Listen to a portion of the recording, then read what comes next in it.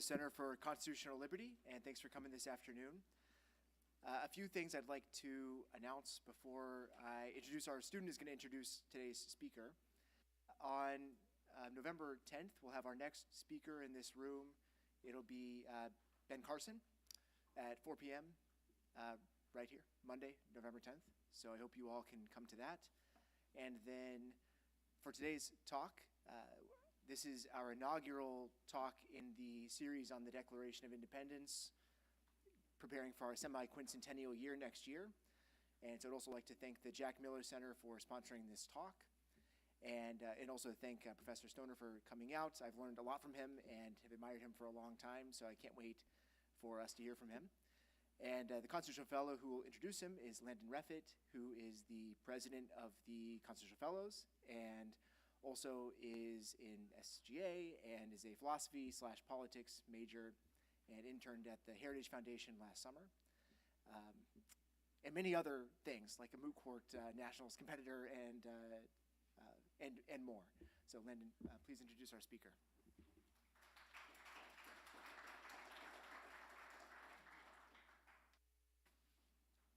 Good afternoon. Professor James Stoner Jr. is a Herman Moysup Jr. Professor and Director of the Eric Voegelin Institute at Louisiana State University. He graduated with his PhD from Harvard University and has teaching and research interests in political theory, English common law, and American constitutionalism. He is the author of Common Law Liberty, Rethinking American Constitutionalism, and Common Law and Liberal Theory, Cook, Hobbes, and the Origins of American Constitutionalism, as well as a number of articles and essays. In 2009, he was named a senior fellow of the Witherspoon Institute of Princeton, New Jersey. He is the 2010 recipient of the Honors College Sternberg Professorship at LSU.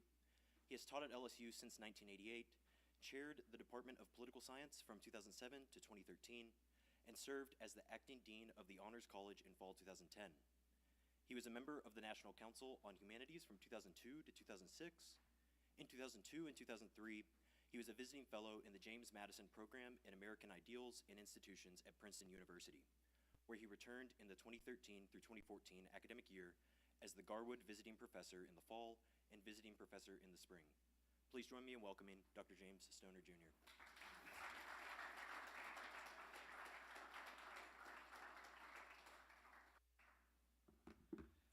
Well, thank you for that introduction. It's good to be back at Benedictine College. I was here in 2014 and lectured, I think before this building was here, and I assume before most of you were here. But it's a great pleasure to be back and see your beautiful and growing campus.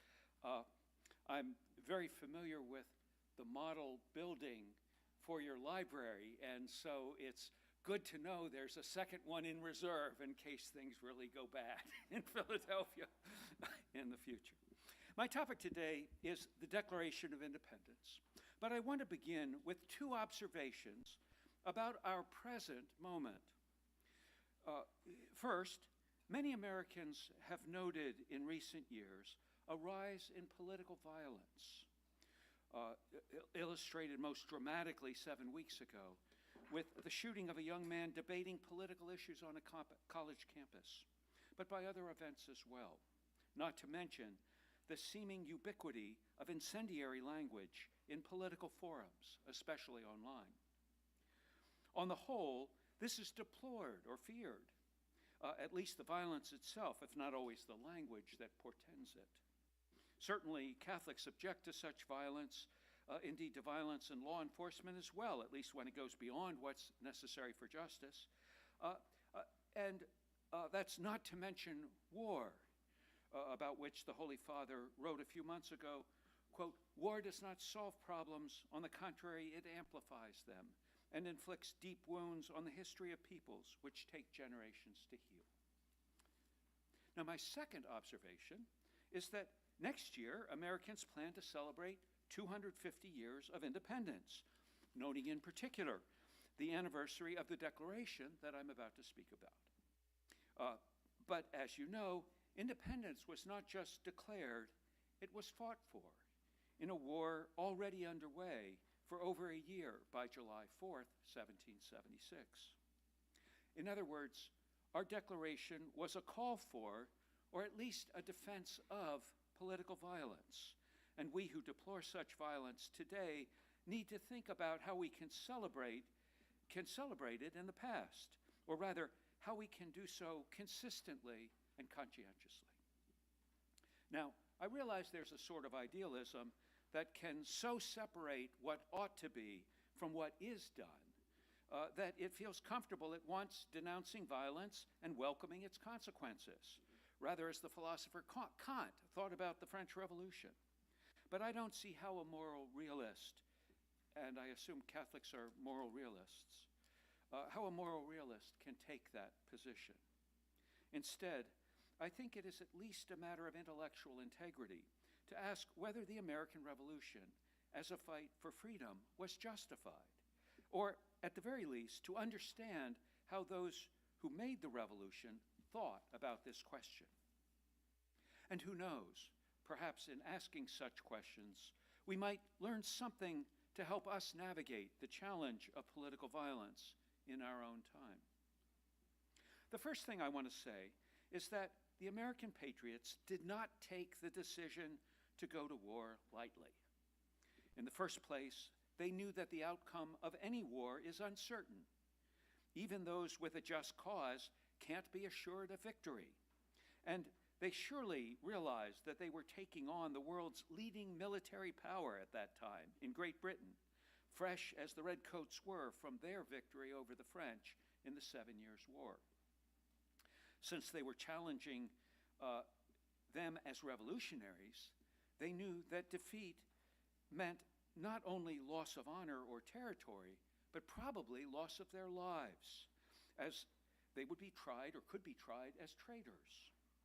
We must all hang together, or most assuredly, we shall all hang separately, Benjamin Franklin is reputed to have said. And although it was witty, it was no joke. Second, they knew about the devastation caused by war, not only to the young men whose lives would be forfeited, but to civilian populations who, though battle then may have been more confined to battlefields than today, certainly the civilians then faced greater risk of disease and starvation than we today imagine for ourselves when we send our troops abroad. Third, because independence meant revolution or a sort of civil war, they knew that violence put at risk the social fabric of their own communities. And indeed, during the war, there were skirmishes among neighbors and even friends driven into exile, properties confiscated, and the like. This was especially true on the frontier, which stretched the length of the continent, north to south, not to mention the foreseeable and actual fighting with the native Indian populations, with whom the British often forged alliances. More on that later. Compared to the 19th century Civil War or the world wars of the 20th century, the Revolution was indeed less bloody. But thousands of lives were lost, not only by soldiers and not always according to the rules of jus in bello, the rules of war. Looking back, knowing what we know, but also putting ourselves in the place of those who could not know the outcome, much less the longer-term success of the polity they founded, was it right for our forefathers to make the revolution? Another way to put it is, if you were in their position, knowing only what they could know in 1776, what would you do? It's perhaps not surprising that given the civic celebrations that surround independence and the Declaration, it's not surprising that this question rarely gets asked even by scholars. One of the first and best treatments I know appeared only about 7 years ago. I brought the book along. It's called Justifying the Revolution, Law, Virtue, and Violence in the American War of Independence, edited by Glenn Moots and Philip Hamilton. It's a collection of essays, and those who are interested in working through the historical facts, which is surely necessary for any complete verdict on the question I just asked, you might want to take a look at it, or at least get it for the library, so it's available, if you don't have it already. Today, I'm going to chiefly confine my remarks to a more readily available source, the Declaration of Independence itself. I assume you all have a pocket copy of it, maybe with the Constitution, or a number of you have it. I think Dr. Vance has some extras if you need one and want to follow it along, because I'm going to refer to it sometimes. And I'm going to be looking at its arguments. The Declaration, too, speaks about facts, although it treats them generally and does not actually name names. But it embeds those facts in a carefully structured argument, and that's what I want to parse today. The Declaration has three main parts. The first part is the famous first two paragraphs that lay out the theory of God-given natural rights and of the right of revolution, the right to make a revolution if the government becomes destructive of the very rights it's supposed to secure. The second part begins a few pages in, when the texter, I can say Jefferson because he drafted it, turns to say, to prove this, let facts be submitted to a candid world. That's sort of the beginning of the second part. And then there's that long list, which you probably skip over if you're reading it in class. I think most of my colleagues at political science, probably not here, but sort of skip over it too. And it's this list of things that goes, he has done this, he has, and then in the middle it switches and it says 4, 4, 4, 4, 4, and then back to a few he hases. So a long list of things in the middle, of complaints. And so that's sometimes called the catalog of grievances or something of that sort. And then finally, there's the paragraph that actually declares independence. The rest is sort of a prologue, a whereas clause, and then you have the resolution itself. We, therefore, the representatives of the United States of America, they name the country at that moment, and then declare that there'll be free and independent states. So those three parts are what I want to talk about in turn. First part, the theory of rights and the revolution. Jefferson begins with reference to the laws of nature and nature's God.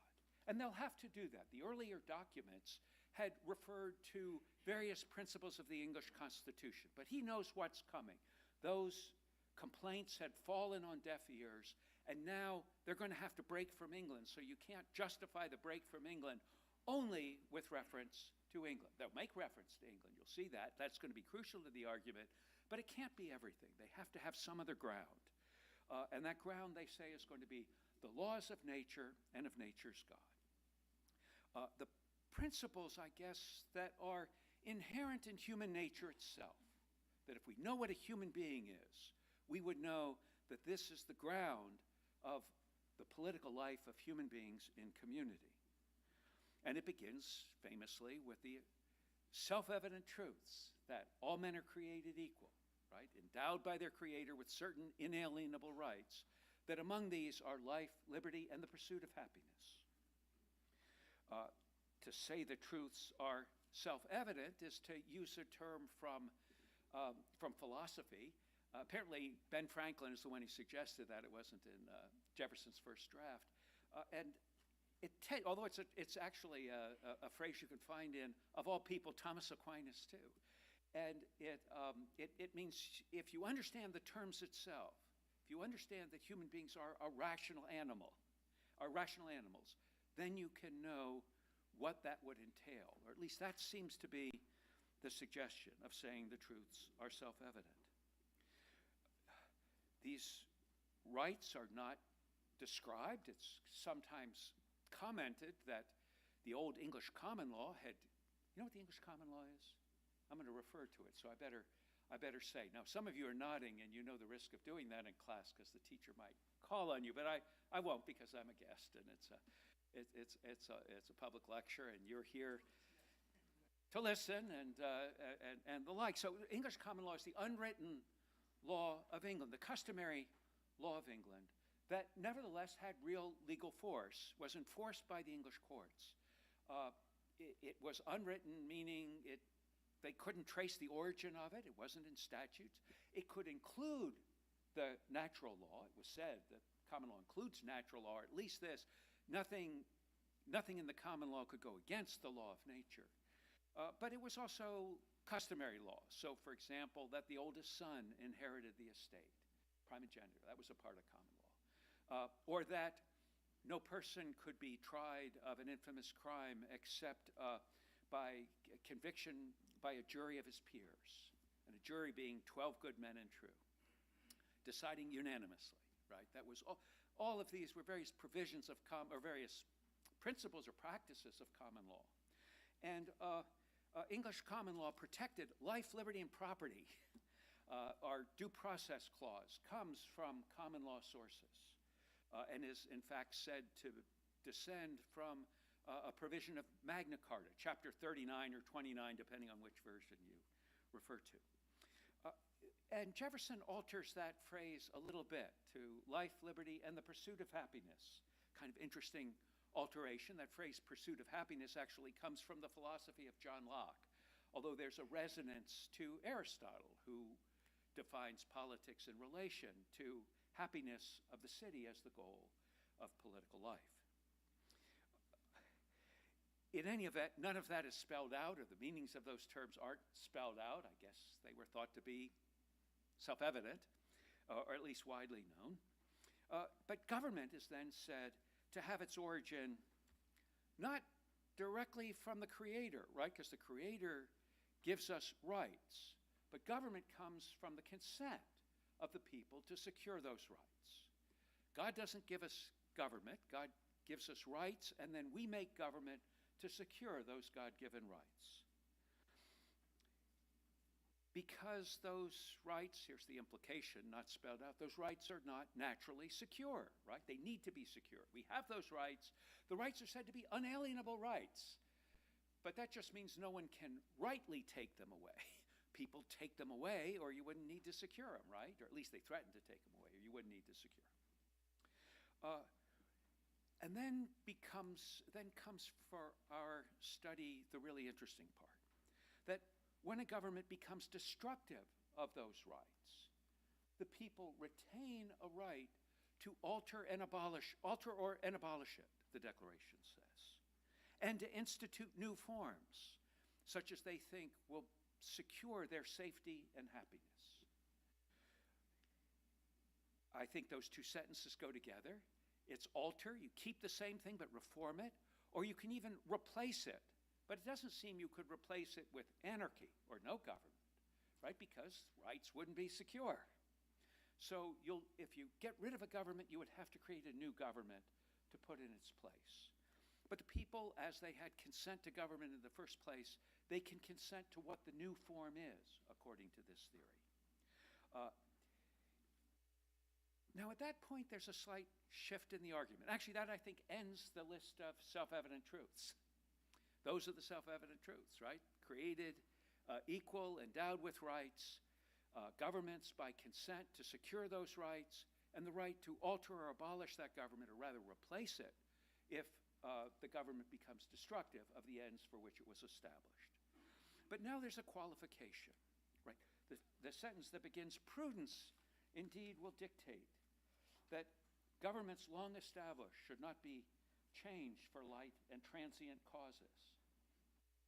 And moreover, accordingly, all experience has shown that mankind are more disposed to suffer while evils are sufferable than to right themselves by abolishing the forms to which they are accustomed.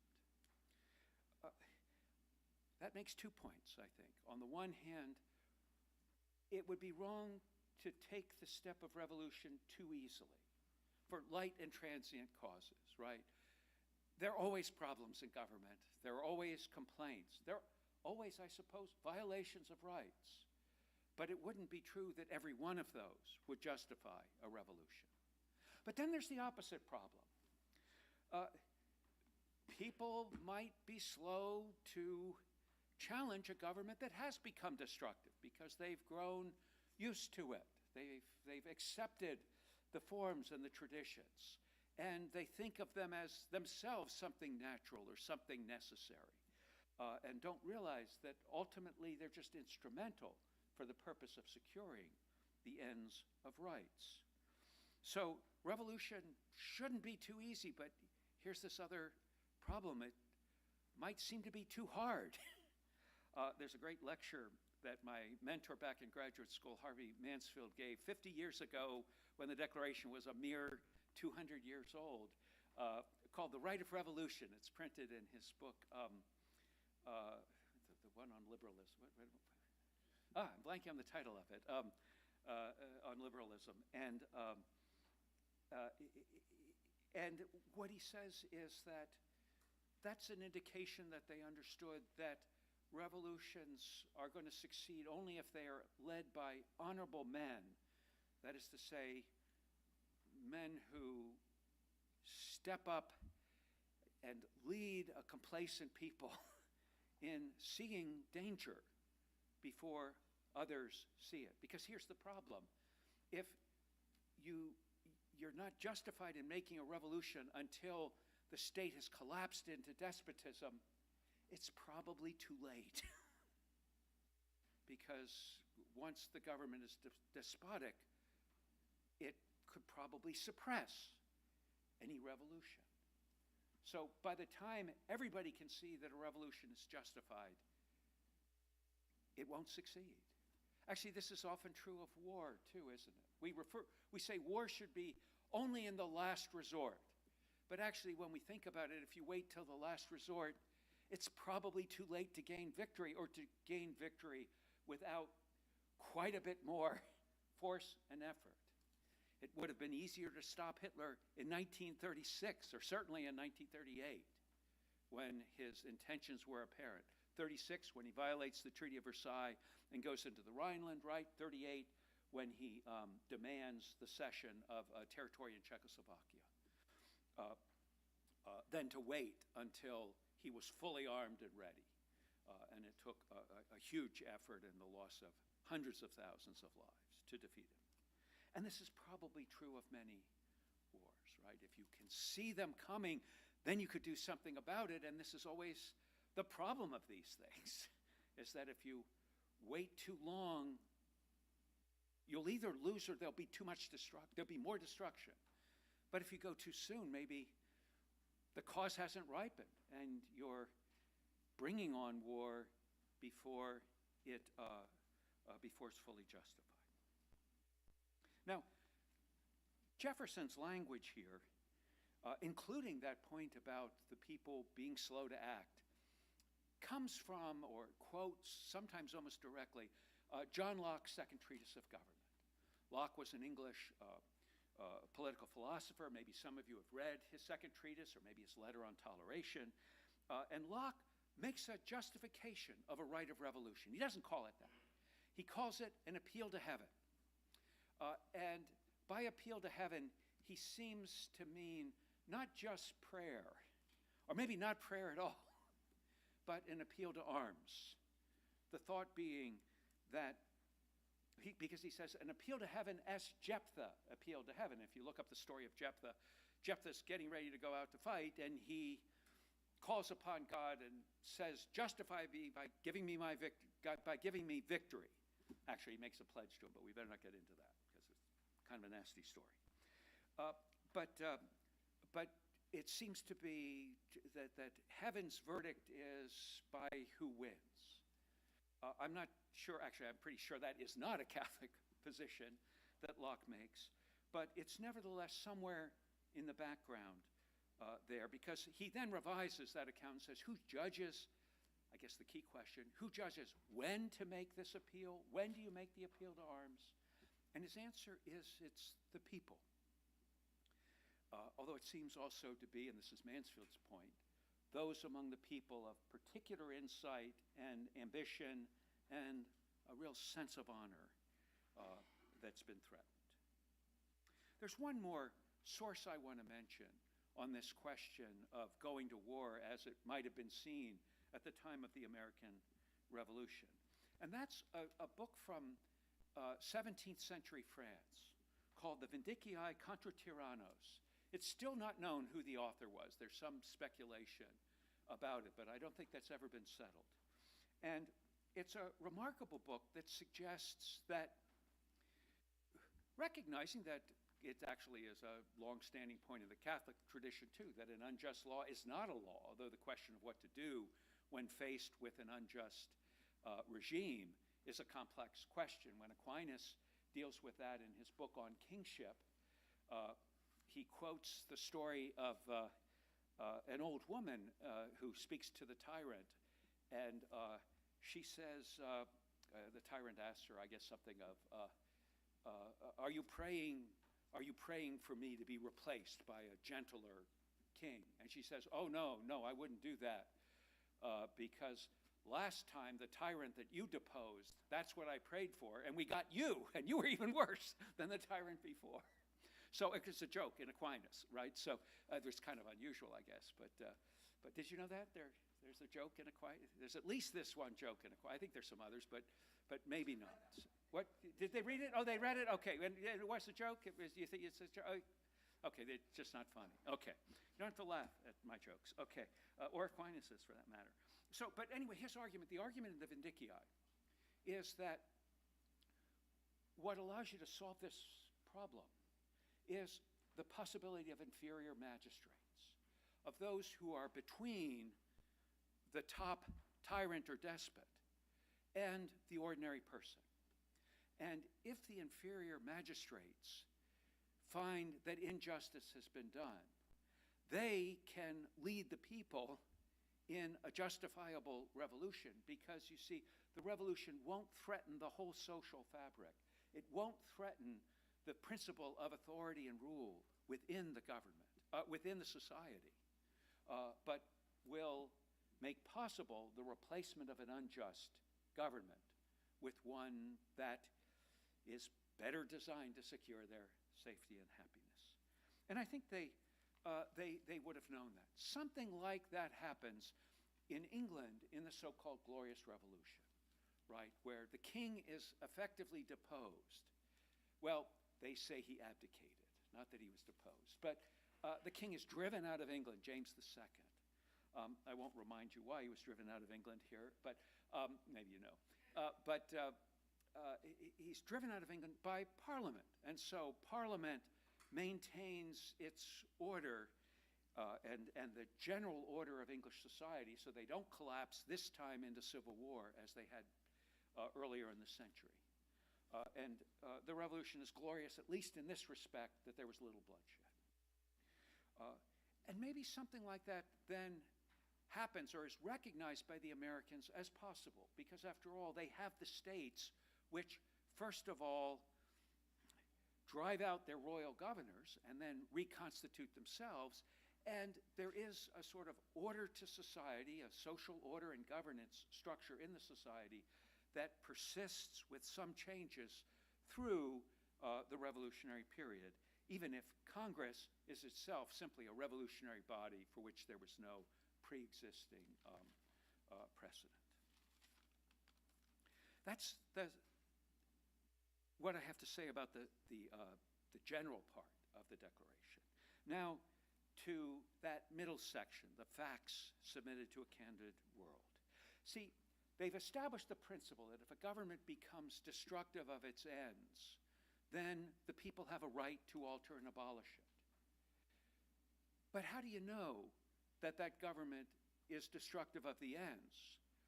What's going to be the evidence, especially if you need that evidence before the society is completely suppressed by a tyrannical government? How can you tell it's coming? That, I think, is what they're answering in this long middle section. And the basic answer is you can tell the tendency towards despotism by the violations it's made of the constitutional order. Now, the English had a constitutional order. It was an unwritten constitution. Actually, it still is an unwritten constitution, like their common law. It was established by having certain customs and certain principles of proceeding and regular practices that got enforced by the different bodies of government, sometimes by courts, sometimes by the way Parliament acted or the way the king himself acted. And the Americans' claim is that we can show, and this is what they proceed to do, the many ways that the king and Parliament have violated this British Constitution. Well, or maybe we should say, violated the Constitution of British North America. Because here's the catch. The English and the Americans actually interpreted the British Constitution, or the English Constitution, rather differently. From the English point of view, the Constitution was, the basic principle of the Constitution was the sovereignty of Parliament. And Parliament was made up of king, lords, and commons. The lords were certain hereditary lords, and the commons were elected by the people of England. And, of course, the king was a hereditary office, too. And as far as they were concerned, the colonies were subordinate to the motherland. They were to be governed by the motherland, and Parliament was the ultimate sovereign. Parliament, king, lords, and common, this sort of mixed government, was the ultimate sovereign over all of the British dominions. But the American view was really different. The Americans, adopting the best political science of the time, or so they thought, in Montesquieu, well, first of all in Locke and then in Montesquieu, distinguished between the legislative and the executive power. And the Americans' view was that the king was a shared executive over Great Britain and the British colonies. But the Americans all had assemblies that made rules, and their view is that the American assemblies were essentially parliaments for each of the colonies. And so while they acknowledged a shared king, they thought Parliament had no authority over them at all. So the argument of the Declaration of Independence is actually quite different from the argument of Thomas Paine's Common Sense, influential as that was in the same year, 1776. In Common Sense, Paine argues that monarchy is a ridiculous and, in fact, illegitimate form of government in itself. All legitimate government has to be Republican. But the Declaration doesn't say that, right? Even at the end of that whole catalog of lists, they say a king that has shown, done these acts that show him to be a despot is not worthy to be the ruler of a free people. But that suggests that a good king could be a rule of a free people, or at least that a constitutional monarchy was possible. That could be legitimate, I think the Declaration supposes. It's just that this king has made himself a tyrant, and that makes this monarchy no longer a constitutional monarchy, but now a despotic one, and therefore one that has to be resisted. How do they show these violations of the Constitution? Well, those are there in that long list in the middle. So if you look at the long list of different things that the king has done, most of them, or almost all of them, at least at the beginning, are various violations of the English Constitution. Delaying their own of the English Constitution as understood by the Americans, because the Americans' view was they had kept their rights as Englishmen as they came to the colonies, and that means they kept their right to be involved in passing legislation, the same way the English could do that by electing representatives to Parliament. So they could do it by electing representatives to their colonial assemblies. And again, every American colony had an assembly. The king, the first charges are that he is violating their legislative power. The second set of charges have to do with his violating the judicial power. The third set of charges concern executive complaints about the offices he's created, about his having military troops in their cities, a standing army among them, without their consent. That used to sound like just an historical situation, but we see that issue of using the army in cities to be an issue now, again today. And then in the middle of that list, it's actually right in the middle, smack in the middle of the Declaration, there's an interesting clause. Jefferson writes, "He is combined with others to subject us to a jurisdiction foreign to our Constitution and unacknowledged by our laws, giving his assent to their acts of pretended legislation." And then you have the whole list of for this, for that, what the acts were about. And there are the various intolerable acts that you might have studied about in school, closing the Port of Boston and the Massachusetts legislature in forbidding trade, imposing taxes on them without their consent. That seems to be that principle, no taxation without representation, central to the argument. But what do they mean by the Constitution? You see, here's this word, Constitution, right in the middle of the Declaration. And I like to ask my students, what do they mean? Well, it can't be the whole Constitution, right? Because this isn't written until 1787. It doesn't go into effect till a couple years later. So what's the Constitution in 1776? It's got to be an unwritten Constitution, you see. They have to have thought that that unwritten Constitution had real authority, at least as they understood it. And after all, they did accept the common law, or at least as much of the common law as was consistent with their circumstances and unchanged by their own acts of legislation. The final part of the middle section of the Declaration returns to the accusations against the king, the he has list. But this time, it refers explicitly to the acts of war. In August of 1775, after news had reached England of the April battles of Lexington and Concord, not to mention the fierce and bloody fighting in June on Bunker Hill within the site of Boston, George III had declared the American colonists outside of his protection, effectively authorizing the British military to proceed against them as they would against an enemy country. To the radical separatists in Congress at the time, this was already a declaration of independence issued by the king instead of the colonists themselves, though it took the moderates like James Wilson and John Dickinson another 9 months to accept the inevitability of a permanent break. The king's proclamation is now declared to be an abdication, echoing that language of Parliament in the so-called Glorious Revolution, and opening the door for them at that time to settle the crown in new hands or settle the crown on new heads. The Declaration of Independence is sometimes called a declaration of war, but the colonists' claim here is that the king declared war first in that 1775 proclamation. And after their final, which came after their final rounds of petitions, including something called the Olive Branch petition in July of 1775. And that now, however reluctantly, they have to do the same, declare war back on the king. The charges of royal violence are short and sharp. He has plundered our seas, ravaged our coasts, burned our towns, and destroyed the lives of our people.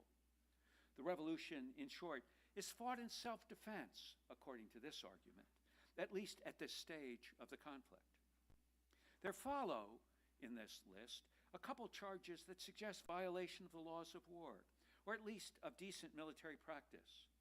The hiring of foreign mercenaries in particular, the Hessians from the Hanover family's domains in Germany, if I'm not mistaken, and the impressment of American sailors into the British Navy. The use of mercenaries is described also in incendiary language. They will, quote, complete the works of death, desolation, and tyranny already begun with circumstances of cruelty and perfidy scarcely paralleled in the most barbarous ages and totally unworthy of the head of a civilized nation, they write. And while I'm not sure precisely what acts they are referring to, perhaps this particular complaint foreshadows George Washington's remarkable decision on Christmas that year to conduct a successful surprise attack on precisely those mercenaries during Christmas revels. As for the impressment, it would remain British practice and was notorious as the declared cause of the War of 1812.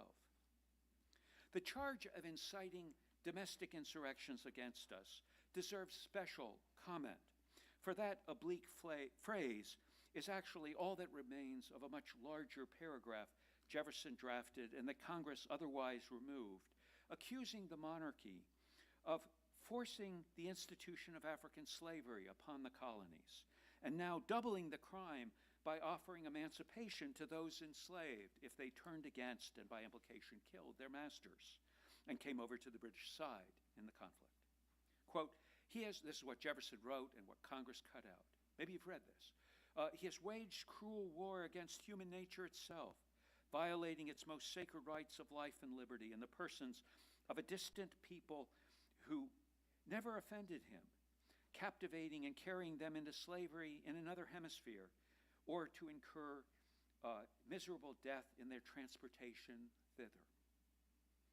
Why this passage was left out of the final version is a matter of debate.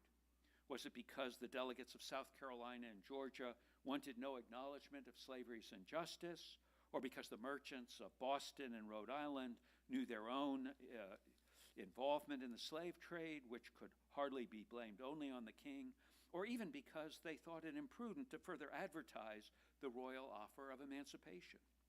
For us, at least, it indicates that the Revolutionary Congress was not naive about slavery, its violent origin, or its potential to foment further violence, though it also indicates that, at least for Jefferson, the ringing principle of equal rights to life and liberty were not confined to members of the white race.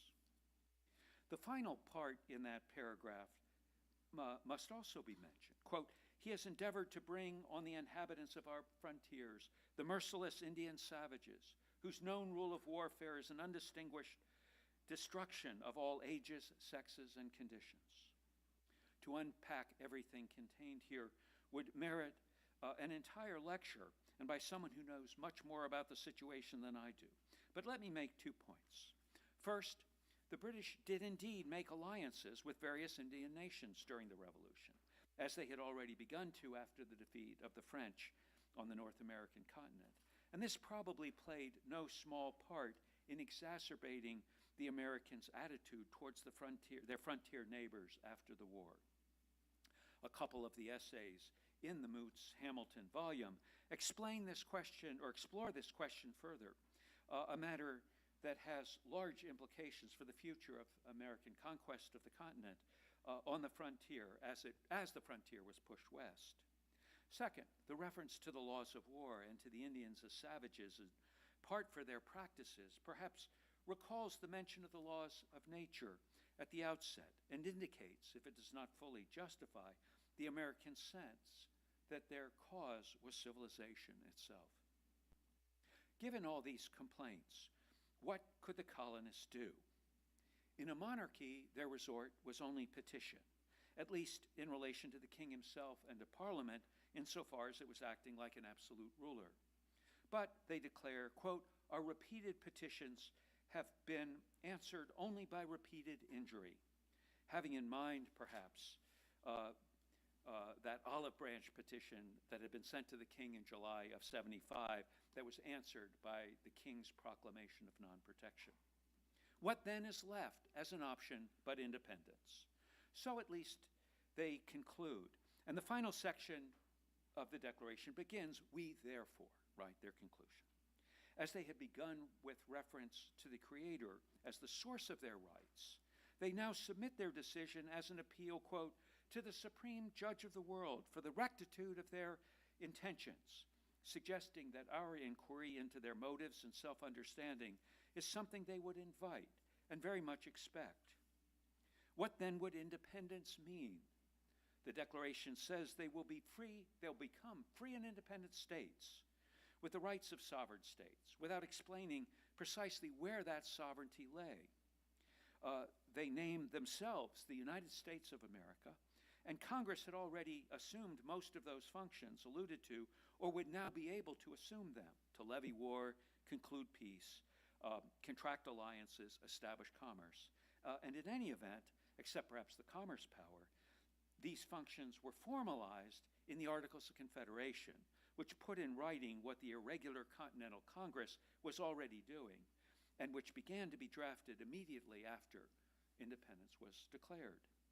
The Statement of the Right of Revolution, earlier in the document, after all, had proclaimed a right to alter and abolish despotic government, but had immediately followed this with a right, or perhaps the duty, to institute new government, as I said before, not to accept a situation of anarchy, or a mythical return to a state of nature, an analytical but not an historical condition.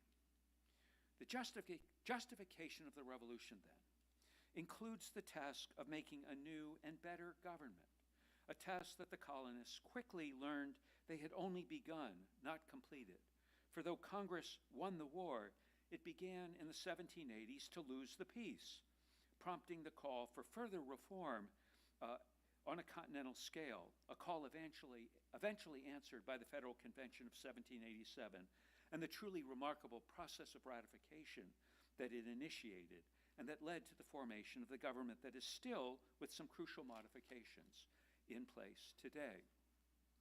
Although there was some irregularity in that process, the provision for amendment in the Articles required unanimity, but the new Constitution was set up only by 11 of the 13 states. There was no resort to violence in this replacement, unless one counts the actions of the Sergeant-at-Arms of the Pennsylvania legislature to arrest some of the absent members to ensure a quorum at their ratifying convention. That alone, that the Constitution was written to replace the government of the Articles without violence, is a remarkable tendency to the capacity of Republican government to permit and encourage a mode of settling grievances that allows for battles of words and ballots rather than swords and bullets, establishing institutions and practices that permit and encourage honorable determination in the cause of justice without recourse to bloodshed. Not that political violence was banished from North America. Even a civil war that was more than 10 times more lethal than the Revolution did not do that. But the Americans then showed the capacity of a Republican people to act from reflection and choice rather than rely on force and its accidents, to borrow a phrase from Alexander Hamilton's first Federalist paper. Nor should one forget Locke's admonition that rebellion, literally a return to war, can be initiated by state violence, not only by the actions of mobs. The key to understanding the success of the American Revolution, and thus the key to its justification, I think, is understanding that it was made in a spirit of constitutionalism. From its beginning, in a constitutional dispute about the nature of the Constitution of British North America, to its resolution in the establishment of constitutional government on a national level and in the states as well. Whatever can be said of the claims of those threatening violence today, whether from office or from the streets, the lesson I draw from the American Revolution, as declared and as achieved, is that justice in a republic can better be achieved, perhaps can only be achieved, through a constitutional spirit, not through contempt for constitutional form. Thank you very much.